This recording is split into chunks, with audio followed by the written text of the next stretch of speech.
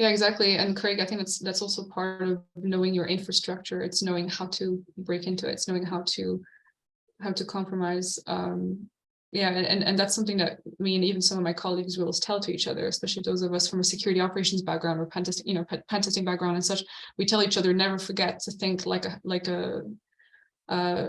adversary, never forget to think like a hacker, which, just sounds very, could sound cynical or maybe a bit nefarious for some, but it's just, I mean, you have to, it's the nature of the job. I mean, it's a bit like, if I were, I mean, I'm not going to get into the whole, it's different if you're a developer, but if, for example, because of my security background, if I were, if I developed an app, and sometimes I do in my spare time, but if I do that, then I start to think, what would I do to break it? How can I break it? And then how could I break into it? Where are the vulnerabilities or weaknesses, and then what are the ways in? And then therefore, what do we need to do to protect, or at least be able to detect and then respond?